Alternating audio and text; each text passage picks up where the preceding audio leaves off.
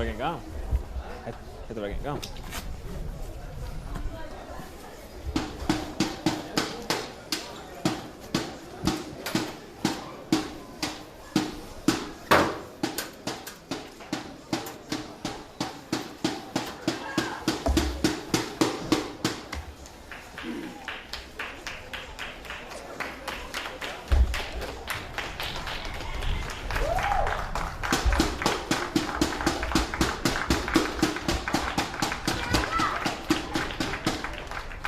Ja, jag ska bjuda välkommen till disk efter namnet Skala och Peppe. Gåan dagen och välkommen till en gåan fotbollsdisserad Skala, mittel Skala och Tebe. Jag ska för att läsa linje. Tja Tebe nummer 4, Åtne Örvarsson. Nummer 5, Ragnar Johansen. Nummer 9, Salman Rubek. Nummer 20, Albert Adu. Nummer 11, Eirikur Magnusson. Nummer 15, Teitur Olsen. Nummer 18, Heine M. Mortensen. Nummer 21, Endente Goye. Nummer 23, Herve Dindin. Nummer 24, Karl M. Beck. Nummer 32, Joslan Majevi. Och av bunchen sida, nummer 8, Boas. Nummer 2, Absalon Eliasen. Nummer 6, Rekve Johansen. Nummer 6, Teitur V. Josinsen. Sias kan det vekkre rymlig godt til fotballsist, det lyd låt, men ikke noe som kommer at forstyrre spillene, sikkert. Så byrja.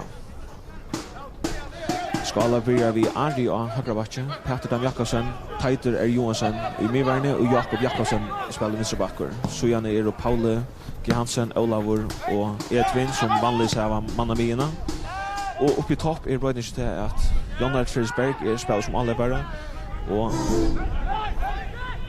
Jakob Jakobsen og Oliver Kristiansen av hver som kant.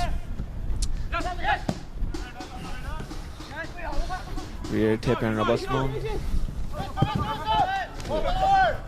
Åtne som Karl Beck, Høgerbakke spiller i Ado, Sørforbojøen, og Færså Frysbakken.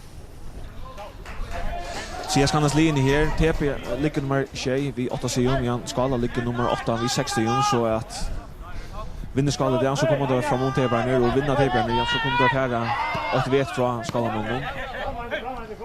Kommer långt grupp att ha topp 4 platser som tar kvart om åren att ta skulle nå. Kommer länge på tro. TP vinner han, din, skott, för att blockera. Ari Olsen. Han fär spats ur oss ner och så föder och tar sig hela kontramaskinen igång. Det är lite högt upp värne och en hade förlängt och man var en Joslan Fertijan.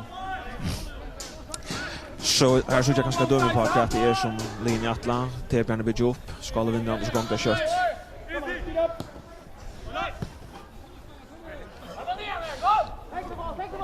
Och nu spelar Endente Atla och nu så börjar med Michelin kan det vara Mamma blir så det passar Jonna Lektrostan.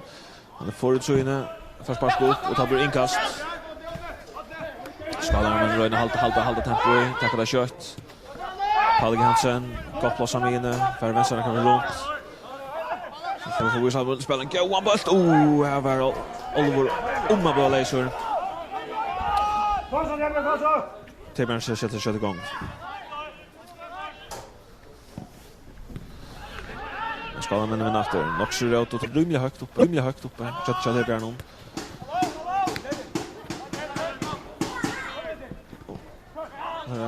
Den Endente. Han spelar den Sandro men han är fram Heine vinner efter nästa det. Bollen dribblar då. Och att det man väl lägger bollen upp. Och han har missat moment Teitur Olsen, han är liksom när lägger han ut till inkast.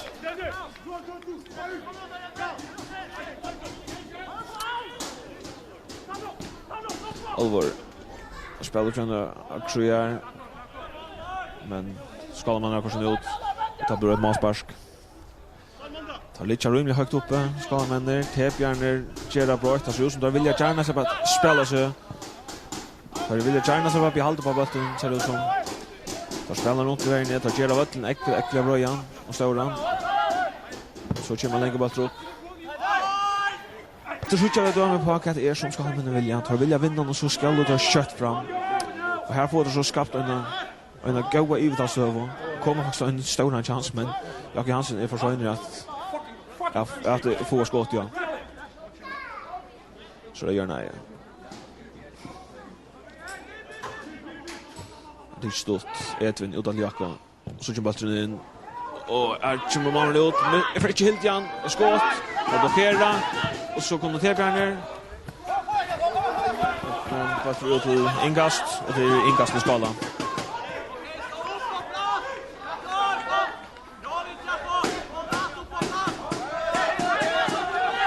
Det är så spalt något då.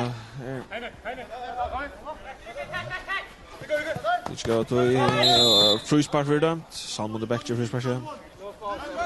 Lika framme för mina. Det är till stort. Så röna där så får det upp i 20.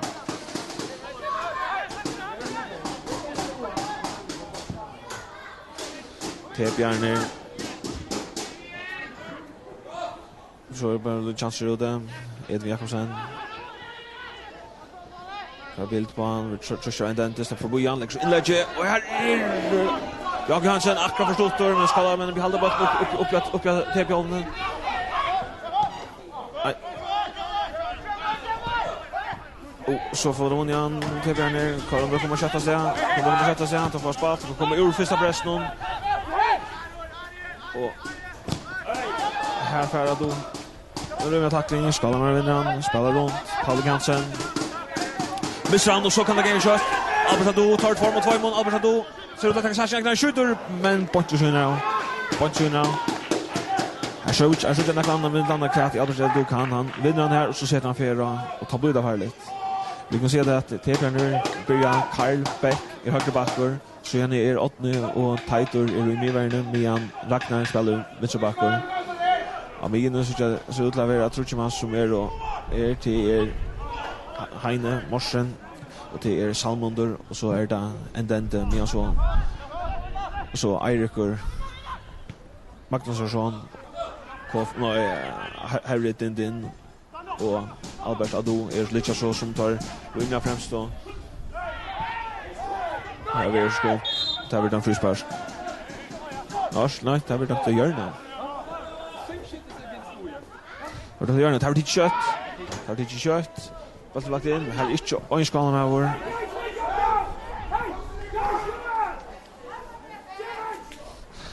En sned i sövan. Skala med en tack Jörna i kött. Men här är inte en med in i fältet. Att nu så gör det att Tepjörn inte varit en bra igen. För Vilja Kärna som har byggt upp nerifrån.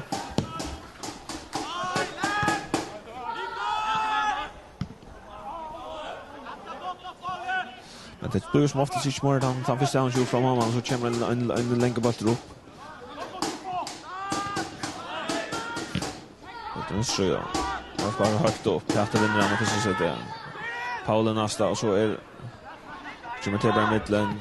Heine kör upp. Ado. För långt an. Salmen dör för någon kontroll. Tar kunna sitta sig sin upp nu. Ado. Jag kan försöka sitta. Jag glöjer allt då i bollen. Lägger han sig in. Här är det in. Han färd. Och så vänster skjuter. Han får skåda skott. Men landar inte ja. Edvin färd så sätter skadan med fjärra. Och tar sig få en under här. Så är det bara att spela upp. Men han är här i Tidlisen. Lägger efter till Jostland. Som spelar. Upp. Eirikur. Har lagt han ja. Endente. Upp Ado. Lägger han sig att han säger. Heine Morsen och så ut. Flott TP-spel. Ekve har fått TP-spel. Men bollen är akkurat förstått. Det är som Jakob vill få köra ut till inkast. Karl. Inkasten.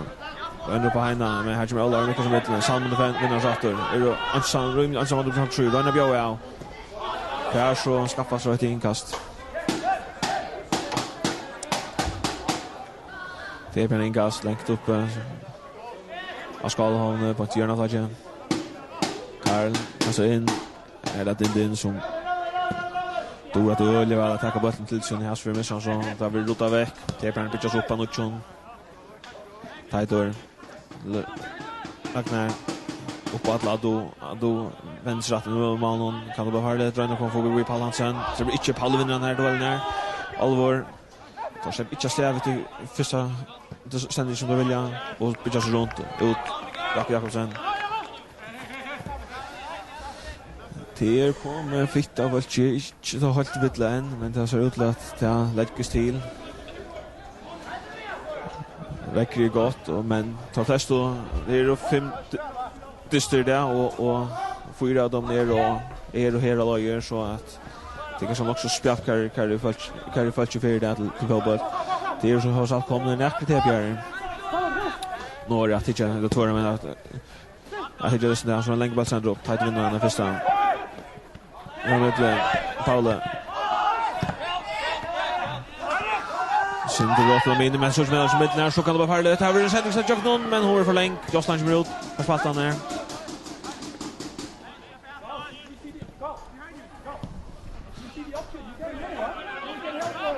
Ja, det blir upp. Oliver Jannar för pressan här och så blir det ATP inga till TB. Så jag men domar där så han är så Eiler Rasmussen som är fötter och uppvuxen skala men bor och dömer för det Archa Buffalo och Tuchel dömer han det. Så det blir när sätta upp Eirikor alltså sänder sig för att dubbla för länk och då blir det skala.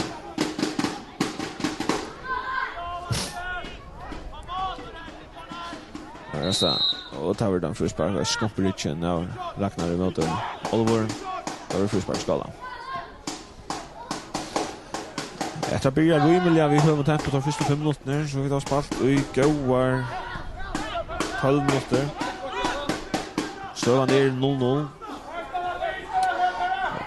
Och största chansen, den största stövnen har skala haft att ha sett att det kontragång. Det var då 4 i motor. Trimon, Ari Olsen, slapp jacken i högre och lägger så in till Jakob Johansson som la som var pura läser men blev försvunnet i skjuta.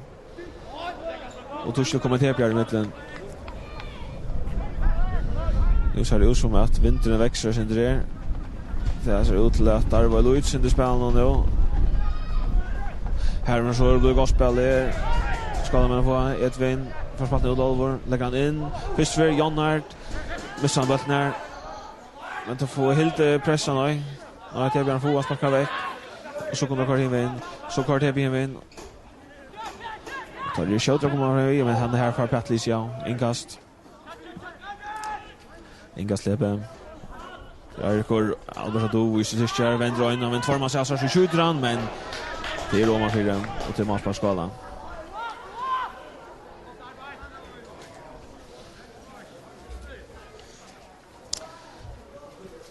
Andras Kanko som många säger rätta i skala något tid och Archon då hej en hoppen av otroliga gång Bjärgingång. Han det som viktigt för skalan som tar inte ordentligt har kunnat ta finns ju en seger här. Det var motor P6 kanske oväntat så jag hade mött några som har skulle upp P8 hemmabanan och AP utebanan och blev till 2 steg 2 Janlöcher som blev på 0-0. Nu är så åter hemmabanan och så som hade skulle vinna.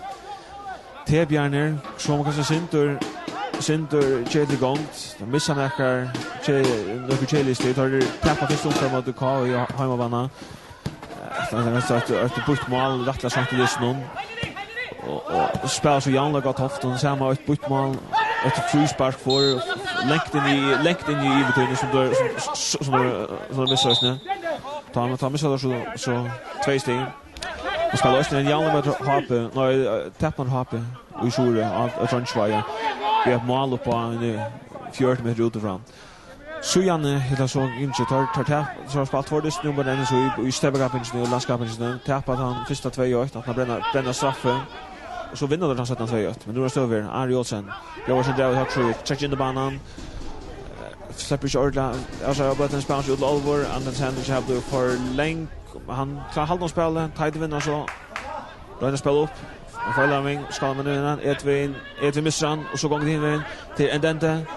Spelar upp Ado förväntar han är plus men han är nog så han är Oymar vi någon han Ragnar Gerd han som han blir fältor och färfrispark.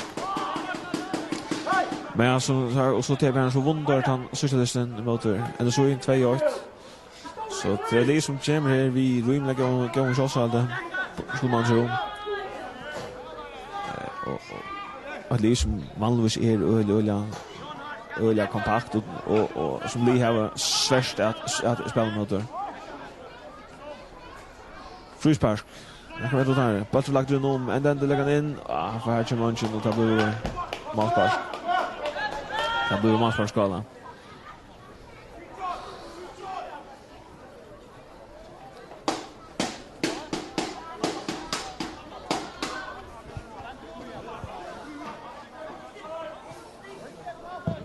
Och då ska han gå så längt framåt. Här vinner Ragnar första skiftet. Och så är det Olar och den Olar vinner. För hettan ut till Olvar. Släpper förbi Ragnar, men här så kommer en den i mitten för vundan bollen. Spelar efter till Joslan. Joslan och Malnon. Den lägger upp. Ado vinner där. Men så Jakobsson i mitten. Men Ado vinner en omator. Ado så fram loss. Och nu är det en chans. Ado lägger han in. Petter var väck i sitt och ska man. Lagt upp. Jonard. Han blir för längre. Jag ser att Lien manglar att han sustar till att komma till en rymlig avslutning. Ska ha haft en chans, men det har inte en gång ett skott. Det var en sån öliga och stöva. Och det ser ut att det är Ado som ska vara han som skapar. Det som skapar spel. Han nu går så vidare vi och Ötlund som är väldigt lojare som det har haft. Som har luxat en alla på.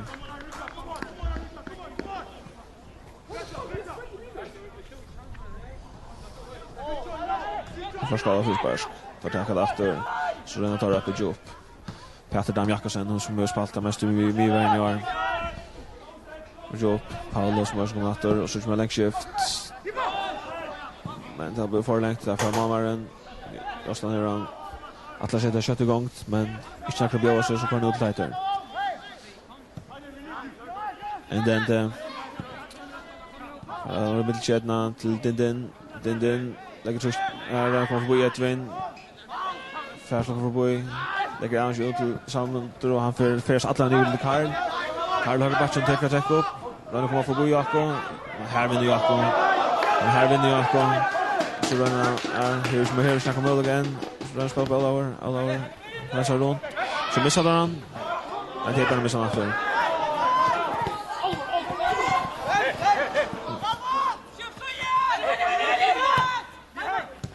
Ramina. Så kan det vara härligt.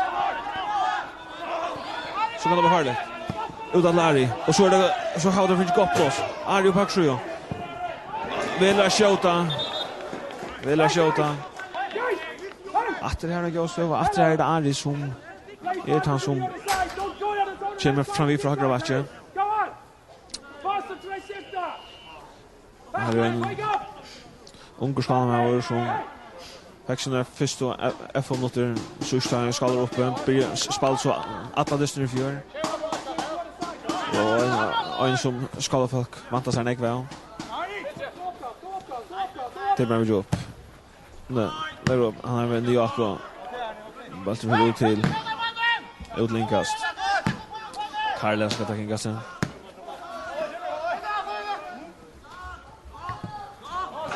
Jakob. Så det råd snön det var fänka foilar det är näka och linje som för helt näka Elmer i mitten så in. Så att man kan då stå över den släpper in 6 meter han är rymligt pressa över och vill chans ut. Ultimat spark.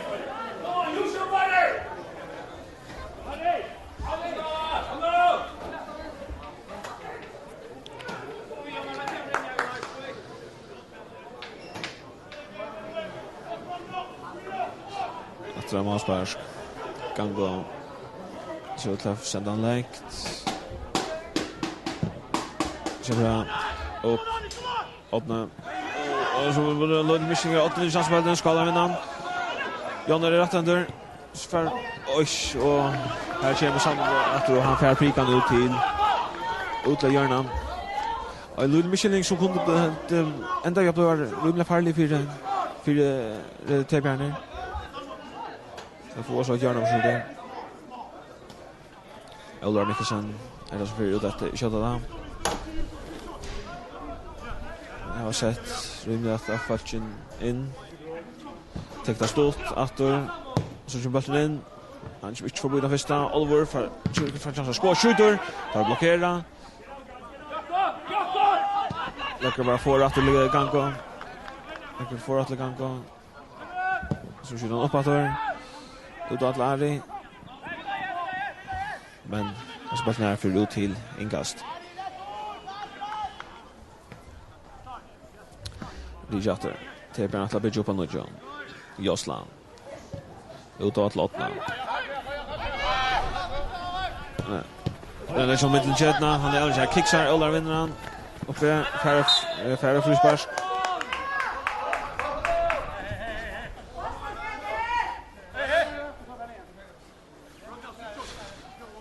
Det ser ut som att ha alla lägget in i 16%. Annars hade jag inte haft tror jag till öppen tidens stort. Så nu ser det ut till att ta det här hjörnet här till att få till. In, kommer han. Han vill hetta, det en taper som heter han. Men Joslan låter det här bli inte mer farligt än det. Inte så mycket för då. Joslan. Det är så att Rönne Ulrik här blir förlängt. Och det blir en gas. Ska man ta oss ut. Palle. Här Oliver av nästan man får där. Aril har lagt den in. Men här kommer det till och till Arne som där tacklar ut till Jörna. Hebjørn viskar nok så nervøs I løtene. Det viskar til at missa några bollar där inte haft nekva sammanhängande I alla ringar. Tar sånt som åtner. Men skal man få helt inte ta halt vitt av oss en Jörna.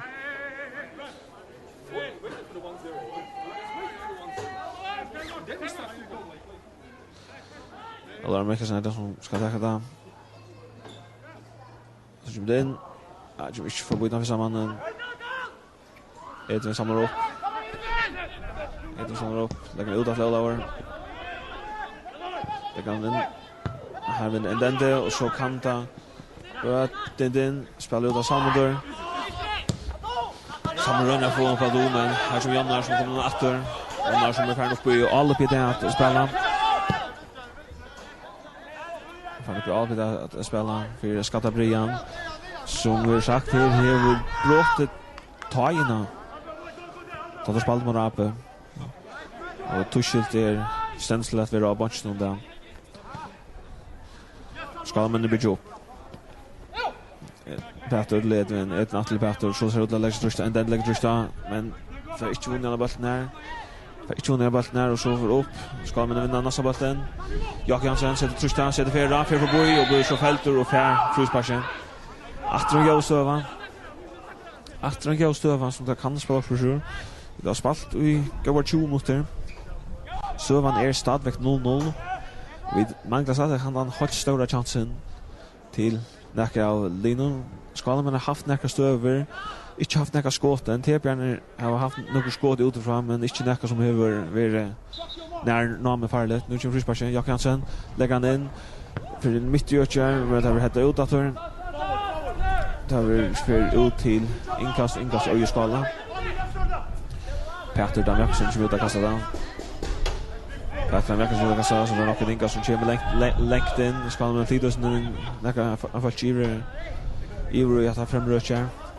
Petter Damjaksen kastar. Och här framför men Karl Färn sparkar borstor. Jag från Rönne till Petter men och Tebjørn tackar det rollet. Tebjørn skulle få en lutch I de mer stora spelare som få näka Elring att hänga samman som inte bara I mitten Malmender och Miverner. Åter här med Södran. Ska man vinna. Får med sig åter. Så var det lagt att till Malmannen. Nu var det åter att bygga upp stan. Men att spela för länge näsför. Han har vinner tighter. Så alla från där. Lägger upp. Iver Jakob Jansen Ser Anna Raimaroinen, Ruben Stövarsson för Bojan. Så för Bojan, Jannar, skjuter och så är mål! Så är mål! I halva Jannar Fredriksberg. Och skift över till Jakob Hansen. Jakob Hansen bjöd av här för Bojan Ragnar. Kommer in i mötet backlinnen lägger upp för till Jannar som sviker han sikker och lägger han bort ner i mål. 8-0 för Skala. 8-0 för Skala.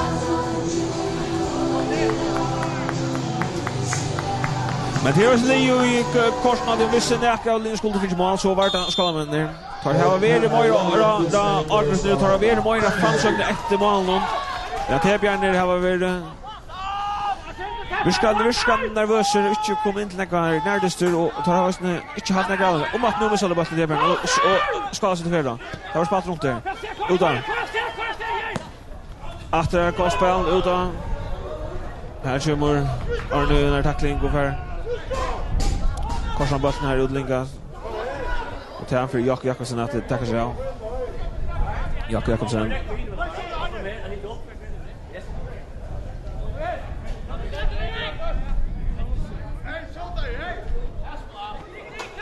Det shot Jakobsen lägger in. Aronchen tight at Ambustor så det så kan det vara det Ario som är så botten. Den försöker han har Petter så här. Petter som att vi är från under botten. Arklan in. Och här är Paolo. Här är Paolo och här. Korsar botten här åt linkast. Kanske det här skapar ett lösen liv i Tebjärner som inte har bitit det mesta från oss här. Att han vunnit upp av Jonnart för vänster. Det här, Luiti jag tror jag. Först spalt han ut då. Till Olver, men han här är sig förlängd. Gjorde plats att vänta sig här Jonnart. Och det var kanske vi nog snäckt ta DPS här. Inte man sitter vanliga tips man känner som är äckligt aggressivt. Ligger tätt, vinner sig här närmast ner. Så det är Edvin. Att det var bara lagt på han ut Oliver fann bollen under kontroll. Och Karl lägger in för svär på Jan Hög. Han kommer öl högt och han får bo i allt och han får ut till Masbars. Här kom det börja öra faktiskt så ska Pera komma åt på en locksa. Ja, ögonen av Linon så kunde det bli en större chans. Att nu börjar rönda Tebjärner att bygga upp Astrofram. Jossland. Ända vi att sparka nej. Men det är som jag nu är vinter kommen. Det har bara här med Mr. Uppa. Det här är en blodfänk. Vinter ser ut att arva Luisen nu och särskilt Tebjärner som har vint nu i möte. Så att de får inte spela köra men de får helst så länge bollen kommer upp till att ta på med Onkan V. Ska man så utla vilja för extra såna här sätta mål ner. Halva timme färden.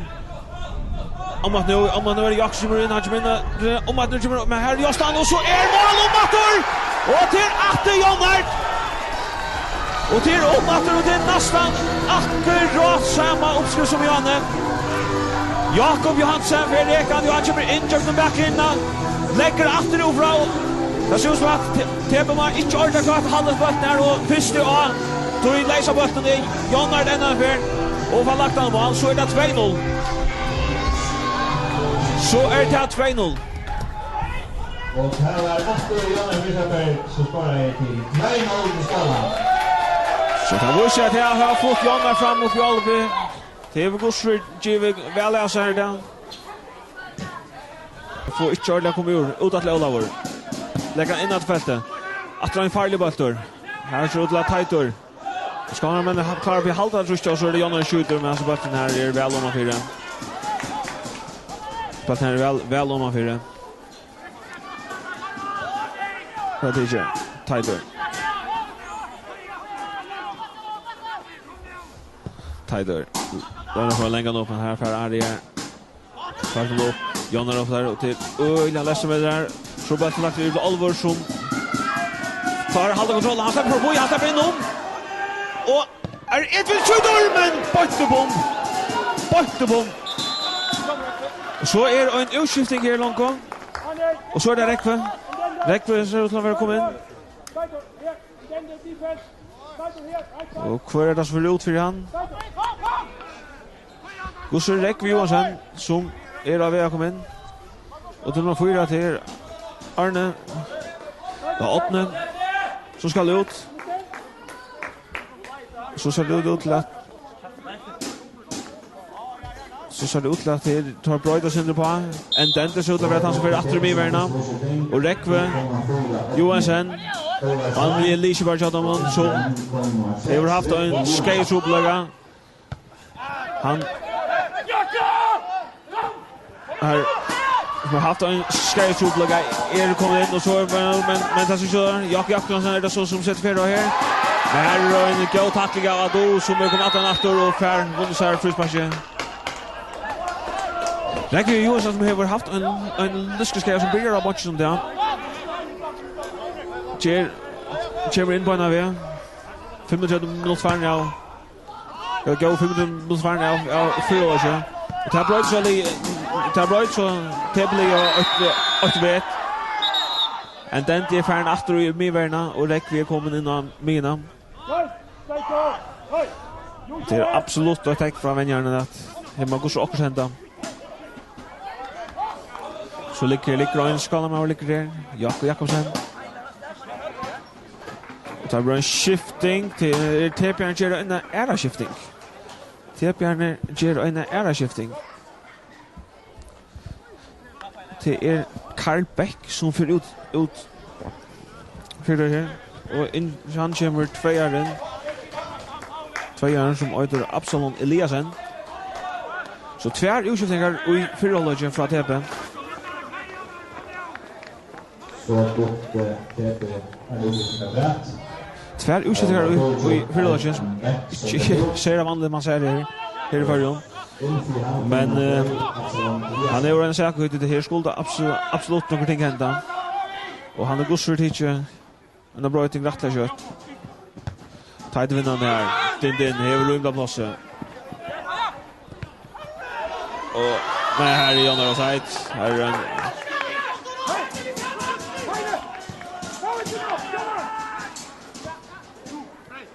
fucking LA.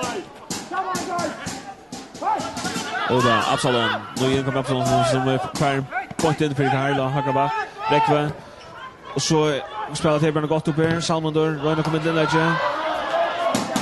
Men här är Jakobsen väldigt tidigt. Tar få helt trusten uppe. Petter och Paul och så är det Skalmen som Röna att bröta. Försöker. Han förlist tar sig att fejlarring och så kan det vara färdigt där. Alvor. En fejlarring från Jonna där. Nej, annars här är inte något annars högt skala en rättla stora möjlighet att komma fram här. 5 mot Werner. Stövan 2-0 till skala och bägge målen har Jonna Fredriksberg skårat och bägge målen var nästan identiskt. Att Jakob Johansson kom upp någon och så kan det vara färdigt. Arvar för passspel om här är en Eirik Rune läser skjuter. Men här på vägen går först väl i chansen till Pepe och det är Rekve som kommer in och så lägger han här bollen ner till Eirik Maxarsson som har en rolig chans men skjuter på ett Aganko.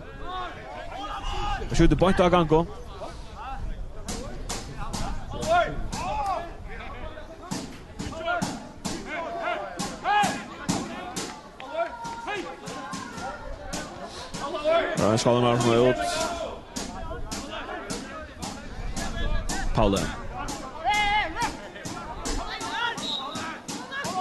Paul till Christopher. Så han vill lagt inom han är en deadlish och så kom det Tebjørn bra dator. Länge bollen från Rekva men han blir förlängt han för får åter till Ganko. Så får att Ganko ska det vara man lite utan för Jakob Jakobsen för ut så Rudolf ska ha en bra behandling. Så ska man väl i en man minilötna Oliver för att matchen. Oliver server här att matchen.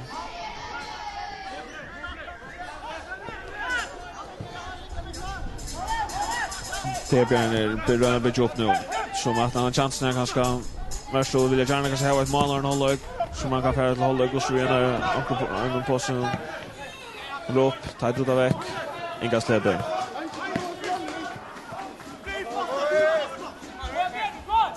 absolut inga säga tajter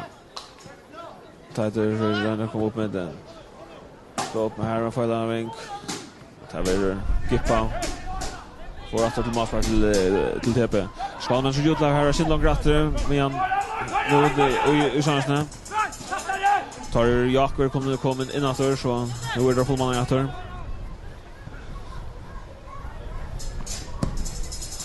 det ska gå den tajt för vunnen bollen där utan Jakob så sätter han redan tror jag känner mig inne här för en dentlyse men han vinner bollen inte rusbar TP kunde bråda jag någon Pastor Paulo Plado tajt i mitten och för korsar bollen väck TP nu på att Björn John tajt spelar på Heine rör på uppe här är Onjevi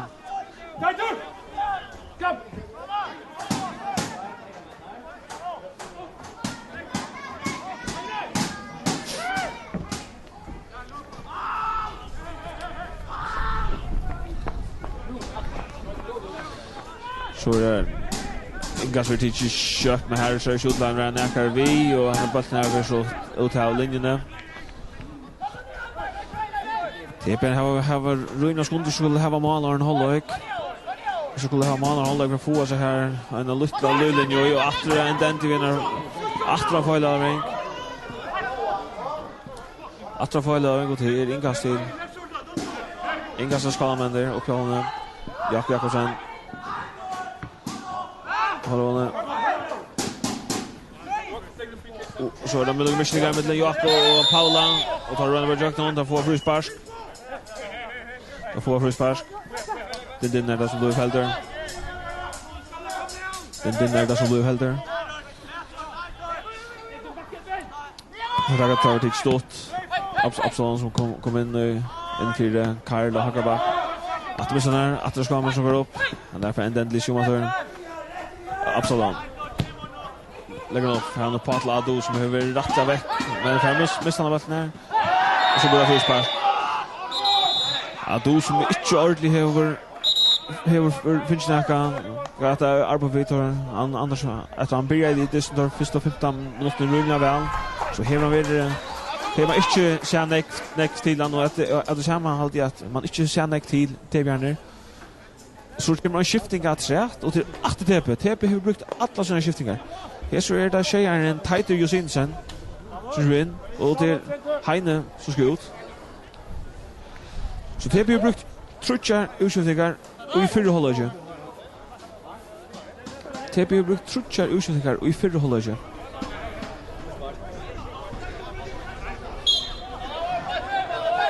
Så brukte TP sina utskifting. Frisparksskada. Olaur. Det är ner där. Spelar Paula. Skala. Så ut har vi inte bara tål nu att spela runt. Så tar det Ari försöker han också för bättre ut Jakob och tar och rätta färdigt att släppa upp så här så in här. Jakob Udlari och så är det kommer som inlägg här. Han kommer få in här. Olaur och så är mål! Så är mål! 3-0 till Skala. Efter det upptagna Harkus och är i Skala chamber här Jakob gör det av. Spelar Ari och sen chamber biblappe och ett perfekt inlägg ligger till Alvor som kastar sig av bollen. Och så är det 3-0. Och TP har en allvarlig backa att trycka på i Sötnage.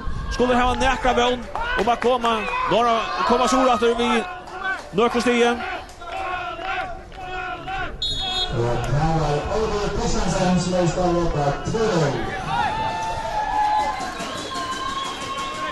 4 minuter falter och står det 3-0 och man ska ha momentet det att TP har brukt alla utskiftningar och långt i dessnon och här är inte en lag som är beskattat så det är simpelt än och så är det man ska och det är att Jakob som tar projektet Han bjør, han får in, han träffar in i banan. Träffar blir så för längt och tar blir matchspark. Det blir matchspark. Tebjørn som brukte alla utskjutningarna. Arne 40 minutter var ferdig og i fyrrollet. Det kan säga så att Skala skorar till 3-0. Där Ingast, det är Tebjörns Maja, Teitur. Detta Karoger, Absalom. Så Rekva. Här som Paul i mitten med Paul G. Frusbars. Paul G. Frusbars med Rekva. Kan bli en chans för hvis det skulle in att nu så kan det här bli en chans för Rekva till Frusbars. Det är inte näka man så. Men Gåbaltren här kommer Eirik. Men till offside. Han Gåbalt för Ekmanars.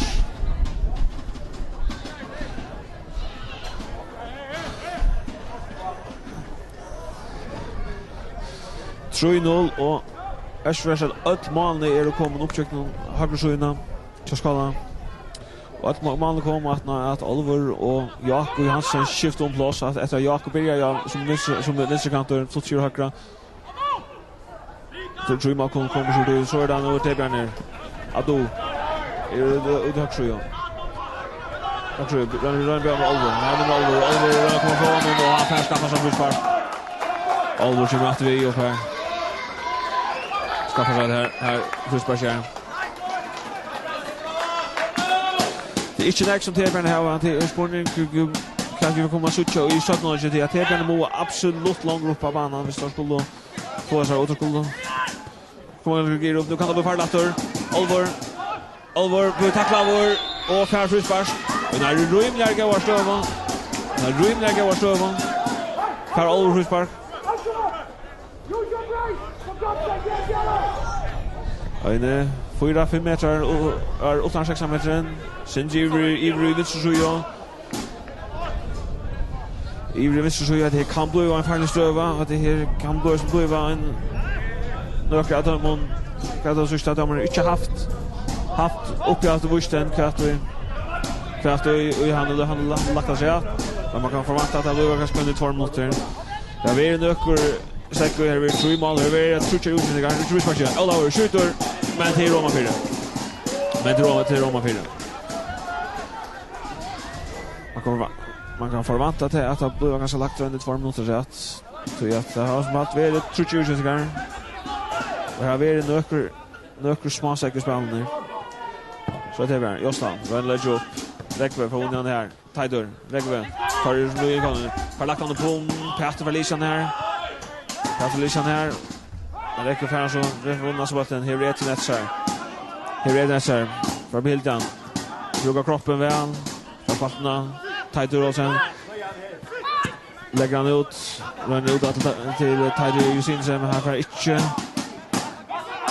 Och så Tebjørn blir halta fast upp i Askalhallen att då så kan det vara färdigt nu Teddy Sinsen och sen ut när det kommer till inlägg för skaffa sig ett hjörna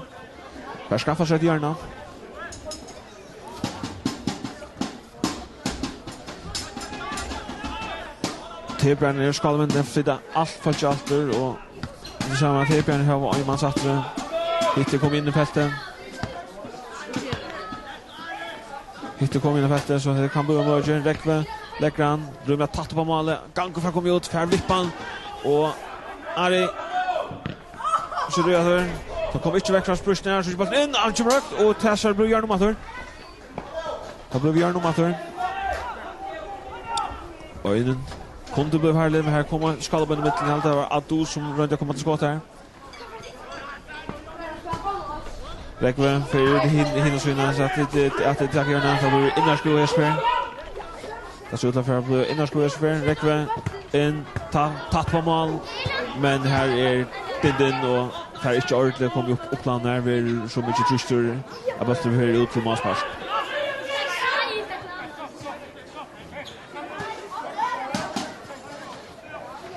Ska man inte ta sig gå så som man vill säga att Ransen och ta vara 2 minuter som du har lagt rätt.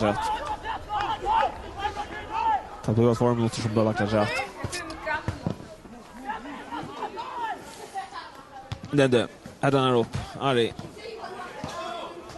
Här och i nästa sätter för han bara smäcker bollen till inkast till en rönna tackla kört och kom upp.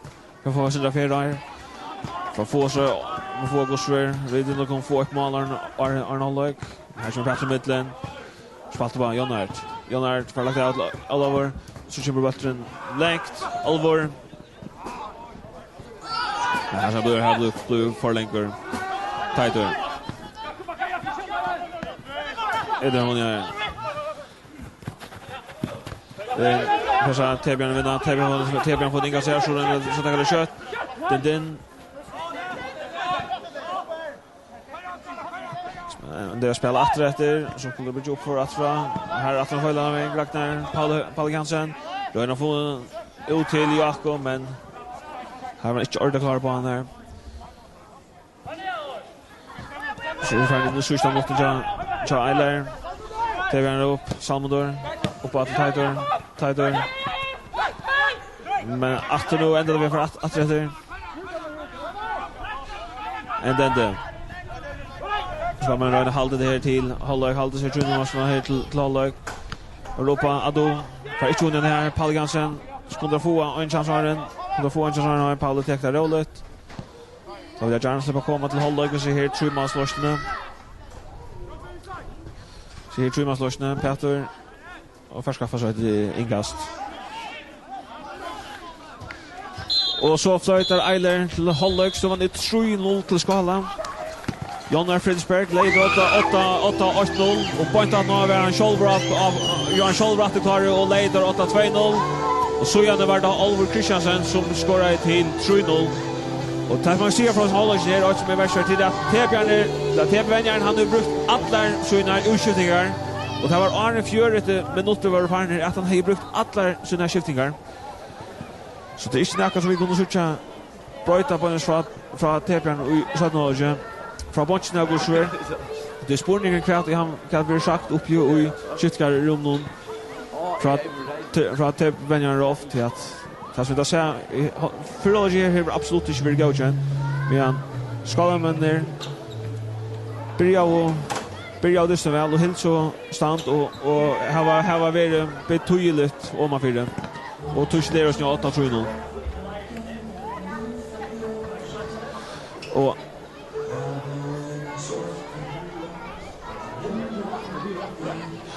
vi var åter, vi 17 har ju tagit här kort gångt.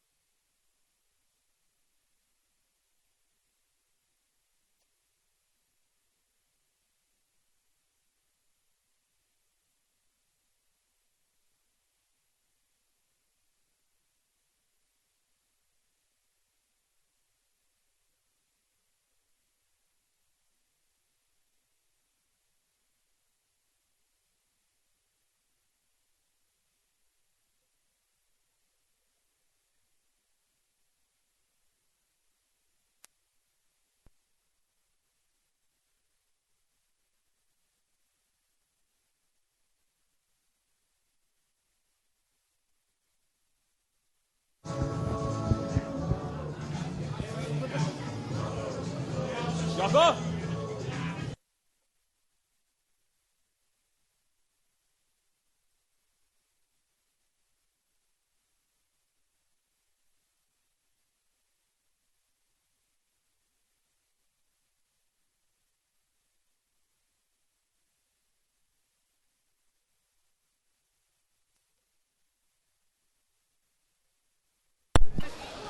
Og så var det Oliver Kristiansen som skårade til 3-0.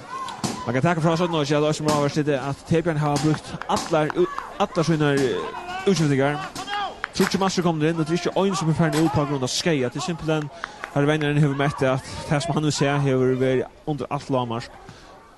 Og til han gjør ikke utskiftinger. Til når Avers har suttet kvart for Tebjørn vid for å suttet i sånn også. I Tebjørn år var det ikke nek att komma med ett av dem. Kvarken av Linus och Jude har gjort nästa brötning. Pratat till Teför till Hollux. Bollar upp Ado. Kant av här det Tebjörn eller Jobb. Renat har fått på har fått spel i vet nian ska han nu. Får den kastar upp vi vinst 7. Det Ragnar kastar Eirikur renner för missar ut och så ska inga till skadan. Så sagt Tebjørn skulle komma så man helst kommer på mål runt kött för att så vi skulle få några vånom och säger som man tar 4 håll som parameter så var det öjligen lite vi såg från Tebjørn. Och ett skott från Eirikur som för mittagång och vart han närmast som man kom. Men skala och som huxar vi skottna på alla har vi rymligt effektivare till att här har haft tre skott innan rammarna och ett för i mål. Vi kan tacka Line så vi blir så nöjda. Anders Kanko i mål. I vägen är skala och Ari Olsen, Peter Jakobsen, Teitur Johansson och Jakob Jakobsen. Mien så Paul Hansen, Edvin Jakobsen och Ola Mikkelsen. En av främsta männen som skala då Jakob Johansson högerkanten så är i Jannar Fitzberg och topp som har en Alistair Brian Jakobsen som sitter ute utanför vid Skeia och Oliver Kristiansen. Chatepe där Joslan i mål. Så är Ragnar och jag vill lägga stöden där men jag tror missan ska vi upp Jakob Johansson börjar som är lägger på mitten men här vill vi gå sight. Oliver annars var en rymlig avstöva. Jakob Johansson som var vi i Öttermalen och i Frölöja. Så får det eller Fitzberg. Vi tackar Liam. Jostan och Nisse Backor, Ragnar. När Miverne där en Dente och Teitur och högerbackar Absalon. Så gör ner där Mine är Salmondor och Rekve. I mitten och kanten är så Teitur Justinsen och Eirik Magnusson och så uppe i topp är Albert Ado och Harry Dindin. Väckrier akkurat nu är det gott till rymliga stilt, det är lite låt, men det kommer några kvill in i mitten som Gusfrid Darva och tar kvirna kommer så färdar norr efter. Så det är så ta i vinterkämmer så är det skala som att spela möter. Tebjørn rönner början, men i fall för Rekva och med satt där så fär Peter sparkar väck. Det är en Tebjørn Ari heter nu till en Tebjørn ligger där till Rekvas ligger som börjar ute. Så han är väldigt småskattor och ligger nu öster vi en Skeia.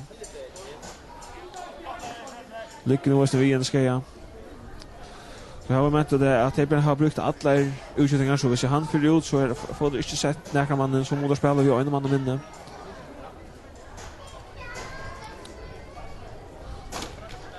Han ser ut till att ha öliga på inne. Räcker ju oss en Lisman chat Tebjørn. Hur väldigt näck där av Skeia och jag och hever så spalt men är färdig utan så kvant så men det här blir så mycket någon. Tycker vi är väl nog att det är fri nästa vecka det att kunna sitta ute där och få fri och så kommer ordentligt hyra. Men Vänjaren tog en avgör syska mitt i Södnorge. Nej, förlåt.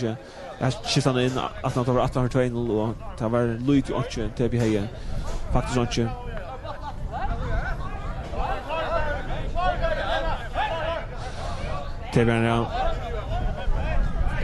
Tebern så gick så. Och kassan till skala. Lägger sig ut i spännande sucha och kan hända om han kommer in att det tror jag att han är gosser färn ut nu och så nu är det då Tebern Öymar minne och kunde inte sätta den där mannen. Så bra. Salmodor, den är rökt nu. Kör upp, vaknar ut den. Atle Salmodor, den är 2. Skoj, men gott arbete sammen. Så är det skala som börjar bråta. Jonnart har en den djetsaren. Är inte med sig vi. Bojärström. Ungefär så framtrycker sig ett inkast. Det är kört. Jakob lägger in. Förlängt. Jakob Jakobsen samlar pinnen dan. Har vi silt förbi Atlar. Jakob Jakobsen björ av, kommer förbi Teitur, lägger innanför fältet. Jakob Jansen hattar, men hattar över. Freisjuk förkan, fer ett räkar mål. Så inkast. Men Tebjörn spel som vi ögnomannen minne nu. Etter räcker här för en skeja och sitt utanför det. Och det är ivasamt om han kommer innanför. Teitur. Röjna finna några plåser till att kunna göra först. En dente var lagt upp på Larikor. Men här är ett vinnande.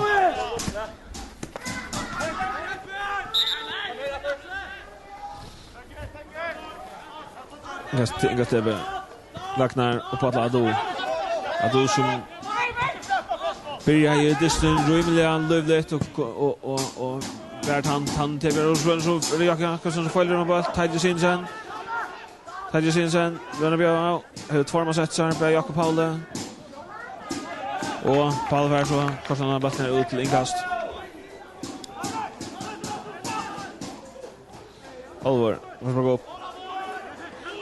Tebern rönda halta truschar uppe, Teitur, Salmodor. Och på Adlado. Atle Salmodor, din. Så det är som är bråda. Här som Teitur upp på fär blåser på andra bollen. Och så om man missar den. Om man inte får den missar bollen. Så bara sätter ut till Jakob Hansen som så var vi öppnar rör björ mot den då så får vi han brinner vatten så han rullar läser. Han har satt det så skjuter han och skorar. Och så är det 4-0. Och det är Jakob Johansen som lägger skala 8-4-0. Att det var det stöv här i Skalmännen vinnan och så är det en showsändning fram. Och han ser en dente missebötten. Han kör Bojan, träcker in i blåsagen. Läggs ut av kjöten långt och smäcker han närmare och bara för respons nu. 4-0 till Skala. Och Angelek är kommit innanför. Och Angelek är kommit innanför än. Så jag tar nästan säga att här ska ett otroligt hända. Skulle Tebjörn komma innanför i distan. 4-0 och Öymar minne. Och ska man så skjuta William Moore. Ado. Farvensar. Ser så fel upp i utgången. Han får förbi mina. Han spelar ut men från fejlallring och inkast.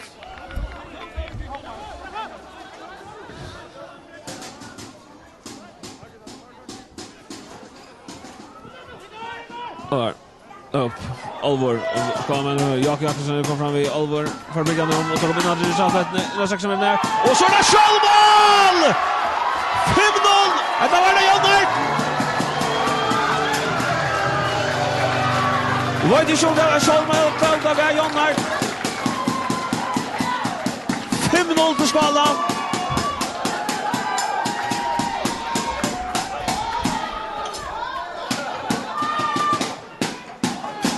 Till skalan. Sagt var inte där Jonnart som fick sitt hattrick efter att det var. Sagt det att det var Jonnart. I första så hade också varit Sjölna och Ragnar men så Jonnart som vinner hattrick.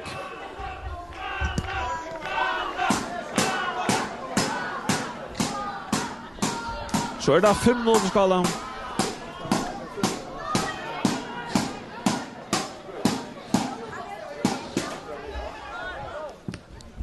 Edvin. Og Arikur. Der atrafallen upp här Jakob Hansen på mitten. Så Buster här Jakob känner upp att det skiner. En den direkt från. Han rör sig förbi han släpper förbi. En den för Lisa där. Salmondor var Buster väl. Spelar runt. Då är det få Luis in där och att Björn Ragnar. Spelar på Arikur. Och Buster ut och där Ingalsskolan. Och tackar det kött. Och tar sig ut till att räkva för att vi bör här. Det ser ut som att räkva Johansson för vi bör så att det ser absolut inte gott ut John.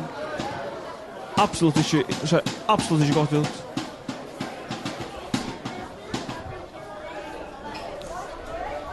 Räkva som sagt som där Ivarsson och Arnesen och Bria Bunch någon på den här en smaskiga. Kom så in med en fyra hållet. Vi är så färre nu att nu.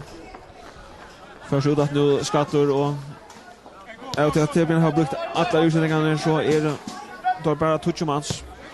Det har spalt i går 11 minuter. Jag sa nog just stående 5-0 till skalan. Det är ganska säkert som kommer öliga väl vid och skala i torna så att han säger till att det ska öliga hämta. Det inte tror jag att tar hava finns ju när man inte mål. 4 mål det blivit till Jörgens skala. Tillsammans och nu så ska 5 och gör det. Och så kan det här vara att som kanske kan ligga för full på så det är ganska och det är allt utan som så i fjör var stor skjuten till skalan Brian Jakobsen. Så lägger bara upp över här är Rick offside. Stor skjuten till skalan i fjör Brian Jakobsen som ska i 3 mål i fjör. Sitter utan för det vi ska göra och ta skora 5 mål. Så kan det här vara att det som ganska färdigt att det var next som har svårt skala undan kappen att vara att liksom skulle överleva. Men kanske haft en synd ibland och det början. Ja, börja med det topp 5 till första 5 för så nu har du så haft man kan säga att det på 5 från fjör och har så till oss några stream men det bara blivit i januari och huvudsuppor hur vi är manklo på mål och det så i alla fall finns det.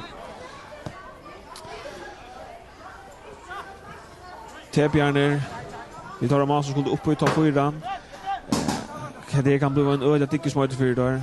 Räcker för ut och likely att det är inte gott att dem. Och så missar det bara nu om att röna ska man att kontra. Men ja, tar tackla rollet. Lägger in men här är här Michelin med mannen och det var tidigt just in sen. Så kunde man här var inte skala med in i 6 minuter annars kunde det bli en farlig stöva. Så då blir en farlig stöva ska man röna upp på trusta. And then the evil tighter. Tebjarner spelar av bollen runt och vända upp i haltan mitten sina rester som att och vart uppa Damatan samman där men det är alltså inte näck för möjliga att spela som man bara upp till Ado för här vänster kan det komma också här Ado att Absalon men han får inte ordentlig kontroll och här som man ska ha med mitten och för sparkar bollen ut till Ingast. Det kan sagt kan du vara också en tung dyster för det Björn alltså Lisa Box vill öda svingande där vinner sista vikskift i motor än så. Det tackar sig nu nog sig om TP om det så är på formen av hemmabanan eller kan det TP blir nog kunna chansen ner. Då så smakar det. Det så ser om TP som Lee att passa bara månader spela hem ut det vinner motor än så som vill mätt vill vara FN för det gott fall var än så inte kört till Tandisten. Vinner Tandis 2 ut nu är han här. Nu är så kvar kommer norr till skalar och är det 18 för 5-0.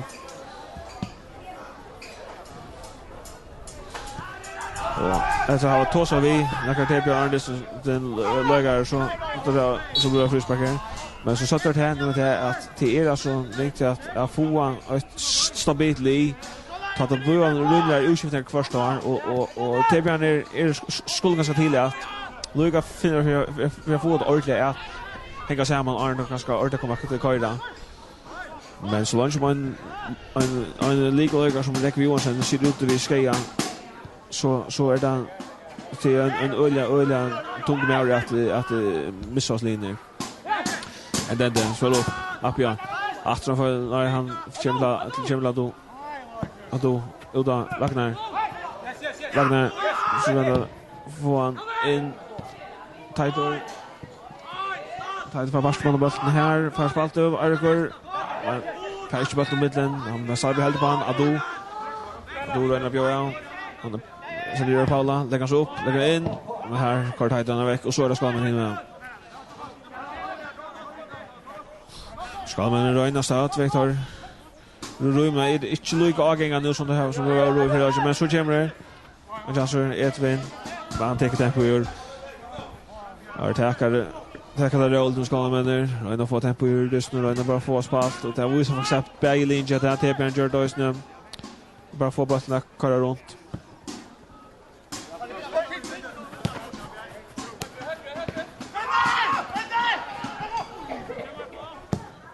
så jag vill dra upp för shift till Jakob Jakobsen. Tar han upp. Så.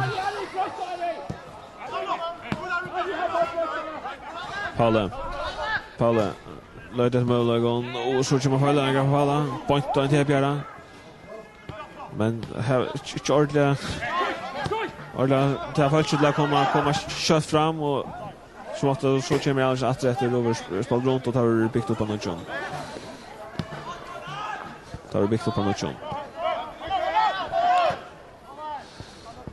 Tider. Tider upp på Absalon. Venstre spelar bollen i Salmon där ut att Tider får inte TP spela kan nu. Tider ju sin chans ju så där blir jag. Han får boy. Ska man här och blir förnäkt så då kommer inlägg men här får ska man i tidigare från någon Oliver Christiansen. Till Edvin. Paula och så ränner spelar upp för att komma upp på flott med chatten här. Så sätter fyra over touchen banan. Nu kommer skift. Här är det skit som är om man kommer för Larry som kommer att fram vi. Väcker start väck till go fotbollslugen där det är gott att spela. Det är så gott som stilt. Det var några kvinnor i fyra som gör det också så svårt. Men det går så inte att göra. Det säger jag mot Warner och till och som sagt det är 5-0. Så där.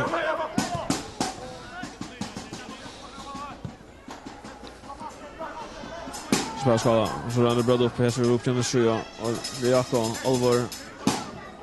Så ordla kommer se det lägger ut och så är det Ollar plus Edvin.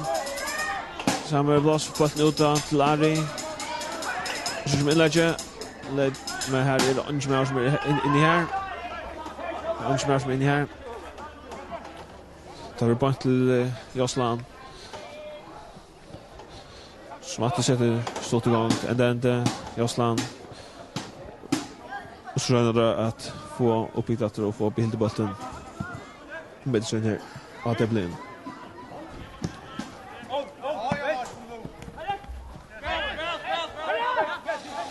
Arikor.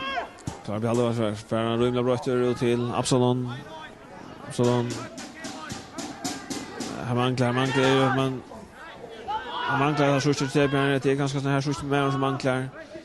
Så att Chambers oftast inte mer än till att spela upp på där skjuter 25 meter, 25 meter ner och så stäcker allt upp.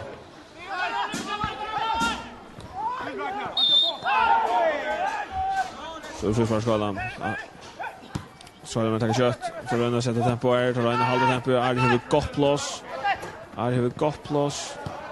Och han läser en den av Rönnar kvar att göra men han läser en den av. Och så kommer Spark Oliver Mikkelsen. Det är rum upp, det har chans att gå upp men det blir spalt runt. Det blir bara spalt runt. Så bara där. Det var kunde bra dator. Ja, efter.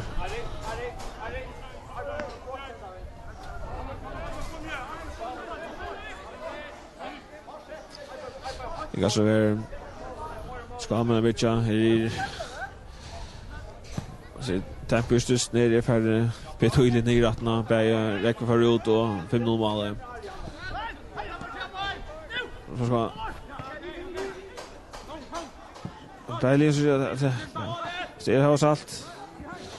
Så det man huxar pointless vi spelar och skapar chanser här i Sverige så ska det ha så nu haft mer chanser men alltså det är inte att det har väldigt chanser att ha 25 mål.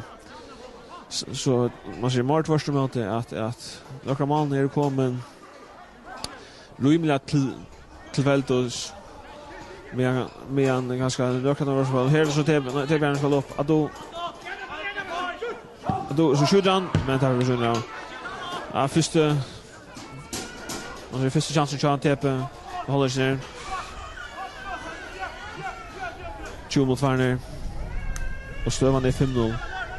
Ja, Jannar Fredsberg som lägger skala 8-0. Skorar så självrätter till 2-0. Så var det Oliver Kristiansen som skorar till 3. Jakob Johansen ökte. Och det var Holloksson. Jakob Johansen ökte så till 4-0. Stort in i 17-0. Och nästan på att när Jakob tror jag nog att när Jakob är skorar. Då var det Jannar som skorar som fick ett hattrick.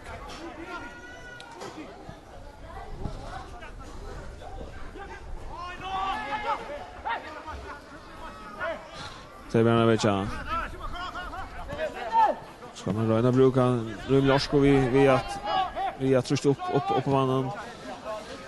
Och det är en här vi har riktigt vi att få skapt och få skaffa några och få några kommissioner.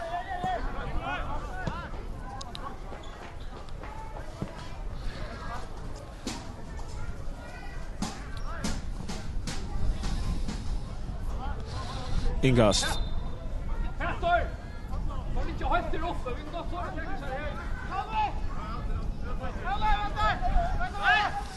Spela upp, Paula. Ja, då rör får skifta där, tar Richard fram. Tighter. Spelar Salmondor. Och då här till Eirik och lägger ut till Ado men så får Lavring. Så är det Svaldo som ska röna på jobb. Jannar kommer längt att ha varit till Jakob Jakobsen. Och så gör Robert upp mitten. Här bara tar Jannar kommer att så orange med i fälten. Här kommer där Rolden.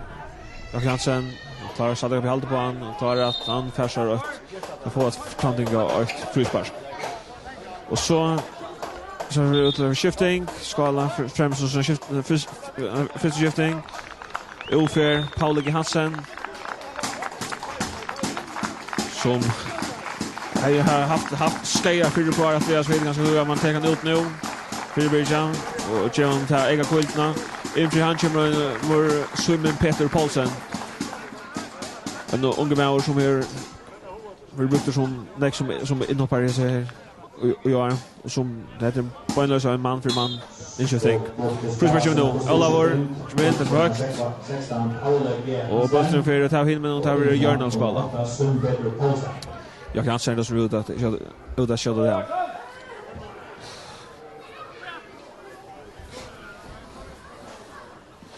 Han säger det så ut det där. Jag klarar du fitta fatcha fram till ben att man satte det. Det är nog att man satte det. Så jag kan ta det stort att det är svär. Lägger över. Lagt down och här är offside. Här är offside. Att det blir tidigt stort som de flesta gör en skala och där då det tidigt stort. Det blir med jobb. Tight rolls and then här alltså snack som Tebjörn vill lötna till rymliga Amarska tar röna för det mesta bra på halda bollen röna få spatan runt på att hinna gänga upp på att han varsel vid här kommer nu hålla inkast and then the upp på mina Salmondor lagt av Lado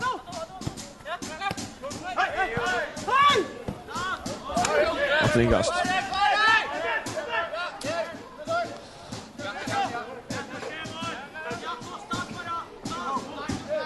Så bulten upp.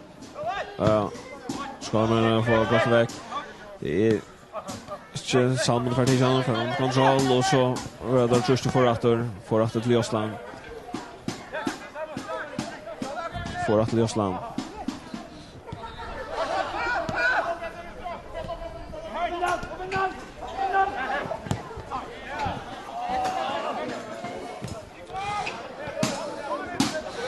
Så har han upp första drar in för det och tar för så Mundian.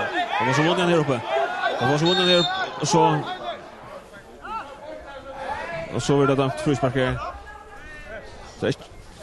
Så ut som att det är fjärdedomaren som ger bort till Eilers som dömda. Annars var det här en brudlig stövart som ska man komma igen. Därför Eirikur Magnusson som blev fältor tar han missar bollen. Här är Eiler rätt att så köra men så fjärdedomaren kom in och så tog han närgärna att han dömde frisparker.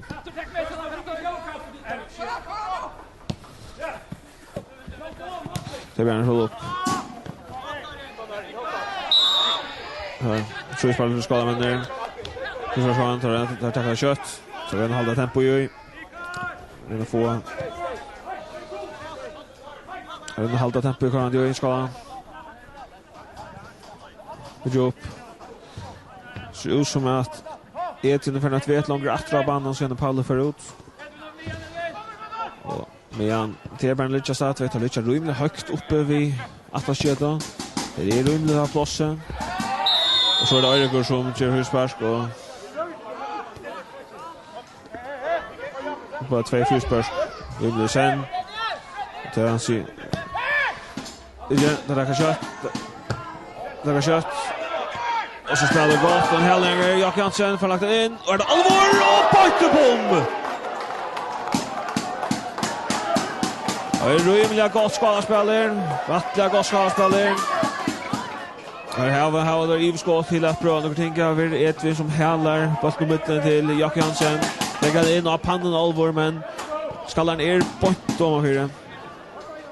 Skallan är point om för det.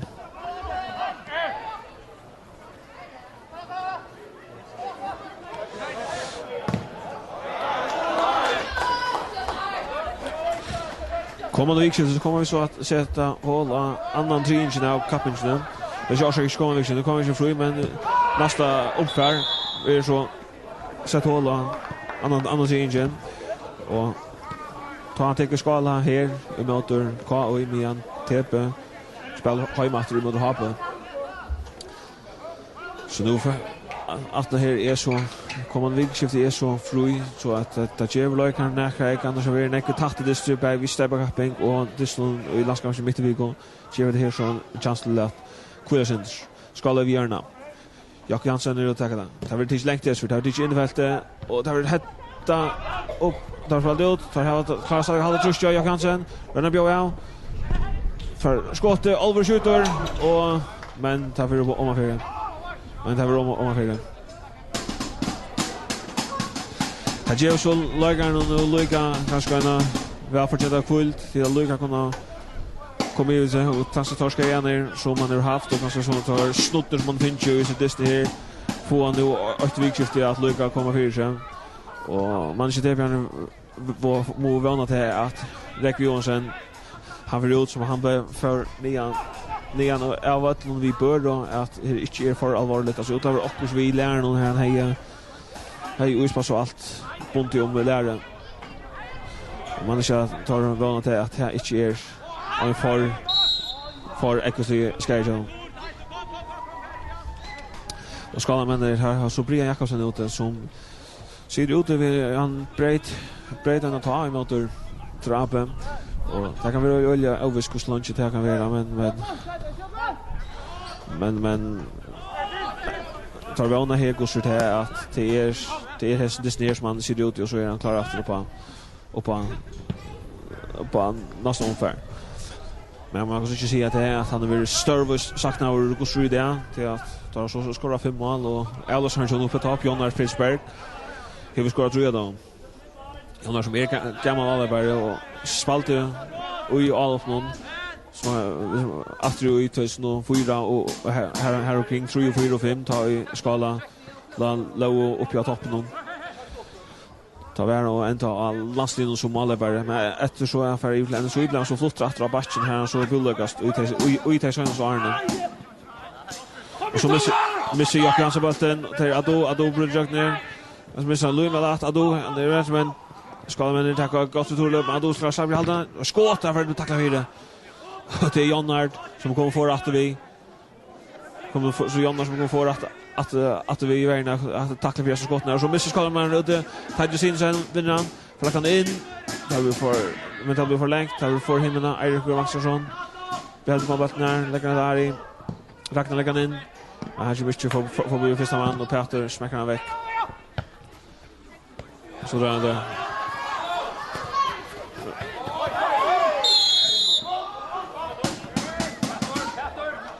så för att skaffa sig frispark Jakob Hansen rönnar Björn men den kör för Bojan men vi är så håller ner ska men rönnar tackar kött eller blir det Bojan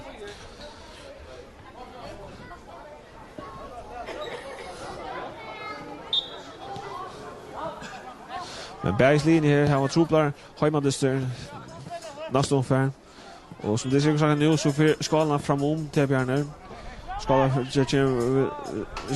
det ända vi ändå säkert där så kommer man upp på andra steg och i vill klassa så TP som ligger om för vi 8 sidan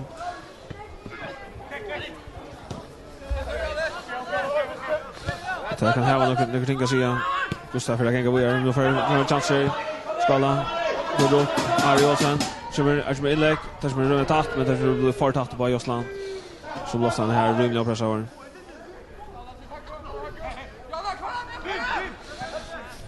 så det var så skala med Lörn och Trista Ragnar är det förvånande här vill sparka väck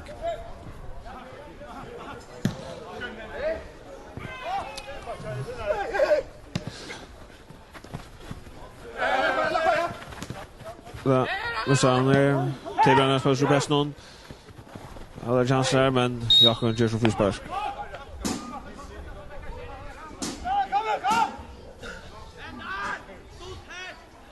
det spalt i 20 minuter hallå så stövan är 5-0 till skala tror ju när så håller som Jonas Fridsberg lägger skala 8-0 så igen var Leon Shower till 2 så var det Oliver Christiansen som lägger skala 8-3-0 som var hållstövan 5 minuter in i 17 grader tar var det Jakob Hansen som lägger skala framom 4-0 och cirka 2-3 minuter att det så var mål efter tar det Jonas Fridsberg som skorar och fick sitt hattrick och Tebjörn Vänner så Teberov han var så mycket onödigt i förloget han brukade alla sina trutcher utskjutningar i förloget så hade rumla för stöva och passar för med vinner fortsätter inne men det har vi ändå vi har rotat väck då Jonas som rotar väck här och Udel Jörna vi ser halt kött där så när hindes ner till Witchinger 8-8-0 men vi möter på 60 då och så gör 8-2 med Rapen vi har K gör 8-3 mot B8 och UF är 8-3-2 mot Rapen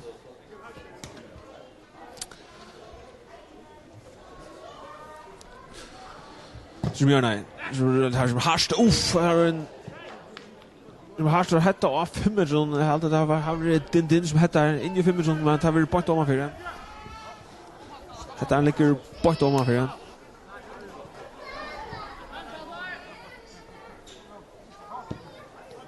ska man på Johan och John hallå så vad när Ado upp men här känns det inte helt på sig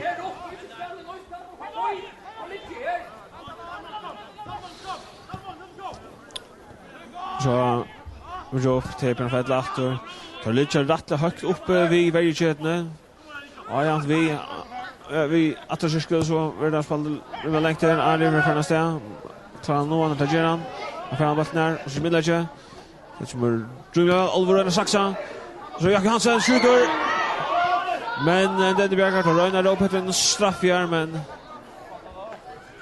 eller lätt inte så där hade inte varit mer än ett vanligt det hopp tar man är höjter och är i stövande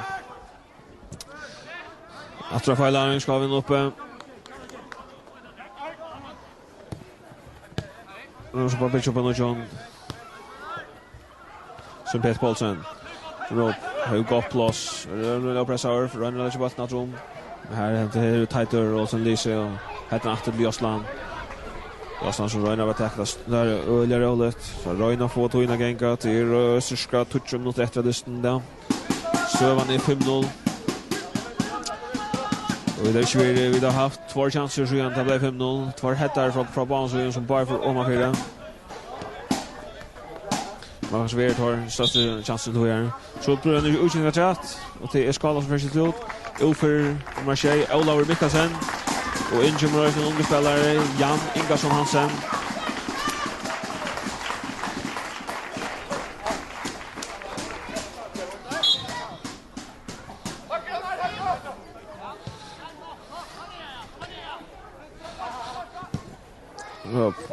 Nu går han upp. Hade du väl också men ska men är det kött att och få match igen för Ado. Jan Ingarsson Hansen. And then is going home med flott after me men miska så för lite att ta just new thing. Så spelar det blev tatt, det blev ganska för tatt. Det blev frispark i skalan.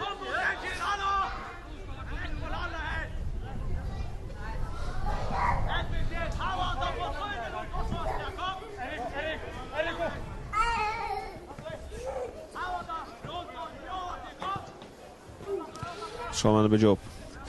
Jag kan säga, nej jag kan säga över till Peter. Så där så som det låter som att har lite rum i högt vi är nu. Det samma kunde ska få några som chans ner så där att det kunde bara farligt nu. Vad är det in?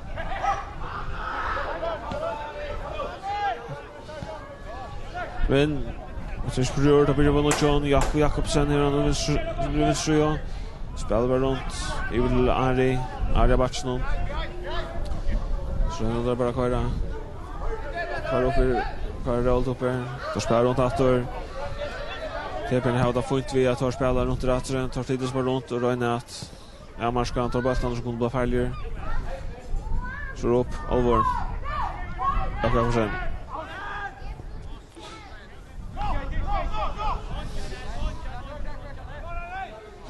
Så för att komma och låta nu vinter så lägga center. Han kanske ska synd spela. Men nu ska vi visa sig Jan Hart.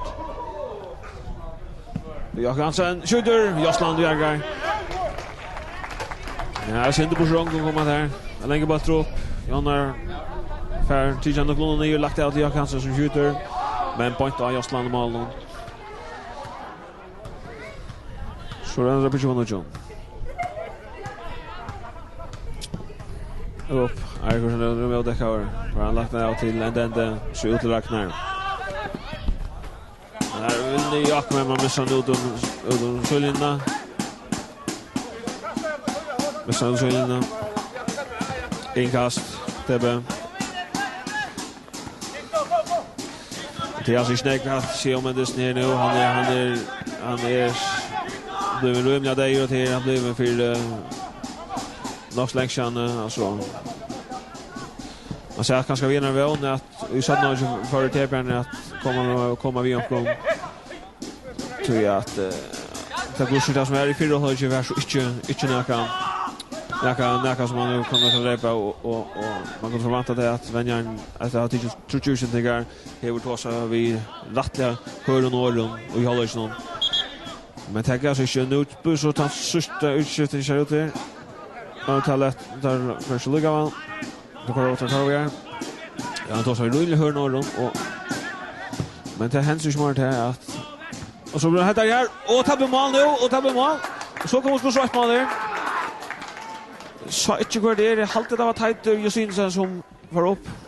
Och frispark kom in och så utrar rymliga uttäckar för hettan bollen där. Och det är nog så skapa men 4 mål och på touch mot där. Nu Jameson här skiftar ner. Och det är Jakob Jakobsen som Förut.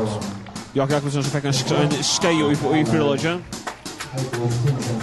Och det är en gammal känningar av skala, Arnold Berg. Som kommer in efter. Arnold Berg som har inte spalt i var. Han är så kommit in i näktes år. Stövan är så 5-8 nu. Stövan är så 5-8. Vi har gått 5 minuter efter. Gått 5 minuter efter. Plus givetvis så får skala ett frispark ut det.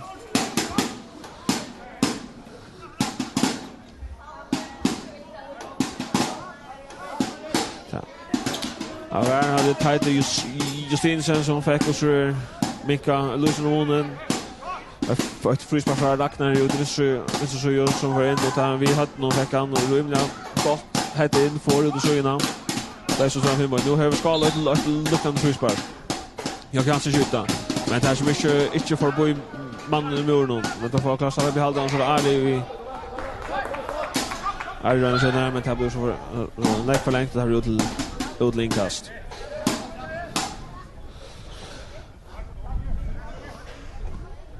Josland ur Taitor. Men för jag säger man sitter helt vid och en förnämelse att om vissa mål kommer så att det lever ner till att 4 mål upp på ja 4 mål positivt till att här är det riktigt att det och Berlin så att have faktiskt godkänt det att det ser ut som att Nacka och Lino vill Nacka sig imorgon. Noxberg har Tuina Genka. Och för Tuina Genka till Björn i Choboja. Men skolan men inte det har hållit till Olympia kom upp. Inte det har hållit till Olympia kom upp och skaffa Nacka ega möjligheter. Det var bara spel till Titor. Han är plats av vänster matchen för lakan in och här är bollen men här så den bollen det i mitten allt där. Här är en rymlig ståbörslur det ända så att en den skjuter bollen ut till hörna.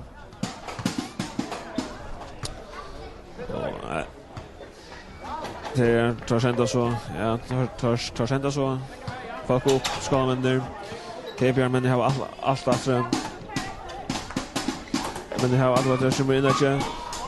Det är rätt 8 leja, inte vi helt där jag kan så skjuter men tar för syna. Därför vi syna. Så inte vi på det på att det här i skala hur har skapat stora möjligheter. Ja, mal chatte kom så på en debut. Så man lägger nu högt upp nu. Men det är inte ordentligt. Nej, går samman görs den här resten här får komma upp. Är det förvånande här försökte och så kör man bara och för skaffa sig ett inkast.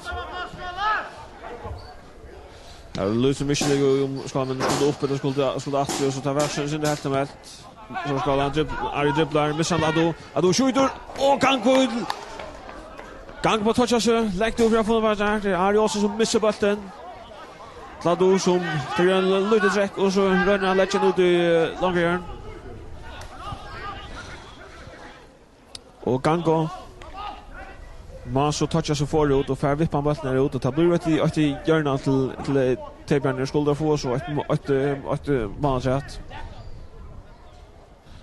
Nej, det är samma då för lagt in och här är tatt på mål och på där händer andra minuter. Eirikur plus.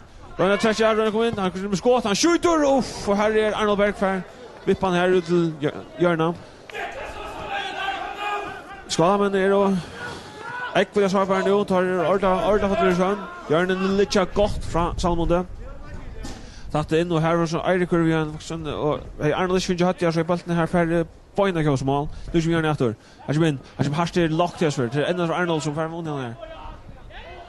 Och så detta som ropar det är ping pong Titor för Lana Legend Ado skjuter men bollen skjuter. Ja, det är en högre runda upp. Går bit mer för oss nu till så touch benotten det har just Atlantisten. Och tog en för av era färre nu så det var korrekt för domarna att fjärde var nästa jurors av vissa klass vi lagt oss ut. ska man under bygga upp. Då spelar runt där så smätter längre bollar. Till en Richard Lum jag högt uppe, Jossan kommer ut, för sparkarna väck. Här alltså inte näck för gå i munnen, det ser ut som att det är också det vilja till att de ska flytta och så komma bara väck och täcka till vi här till en längre vänliga vi går till nästa dist.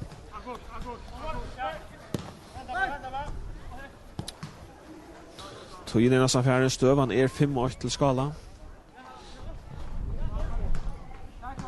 Så han 5-8 till skala. Det var efter han var 3-0 i halvleken. Tepjärnen spelar vi en man minne.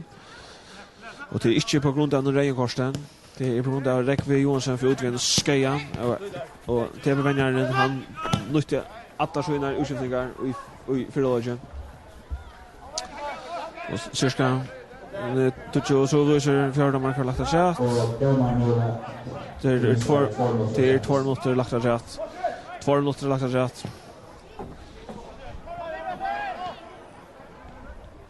Så är det ska Jakob André så blir han av.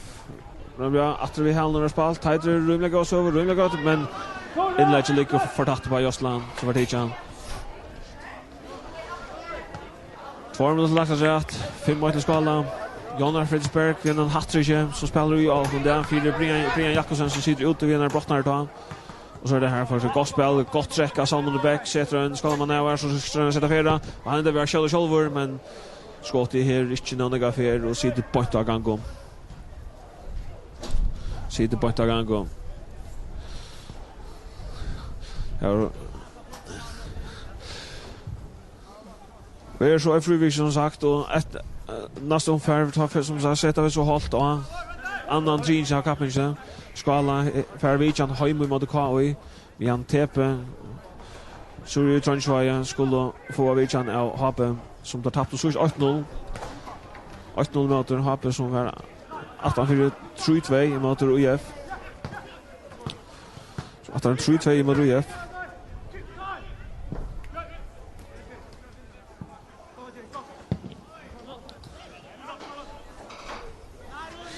Det är inte nek som benter och att nek Örvise och säga att det är att stövan är 4-2 i Fuglar nu till UF. Att när har skift vänner visar har finns en öliga effekt. 4-2 mot Happe som har kost. Man ser att det här så så ganska att man så där där. Kommer kanske in i en liten kris nu. KI 8-4 och så flyttar Eiler Rasmussen ner. Så flyttar Eiler Rasmussen ner för down. Det är ända i 5-8 till skala. Jonas Fridsberg lägger skala och 8-8-0. Så igen skorar han över till 2-0. På Sindarn håller var det Oliver Christiansen som skorar till 3-0. Cirka 5 minuter in i 17-0 var det så Jakob Johansson som skorar till 4-0. Och 2-3 minuter efter det. Då fick Jonard skora så ett hattrick. Och så var det nu i ändan ner att Tighter Justinesen fick minka och månen till 5-mål. Vi vill tacka för att vi kunde ha vuxna skala idag. Vi märker Elias Olsen och Ola Wallace var det som vuxna som stod vid kameran. Tack för det.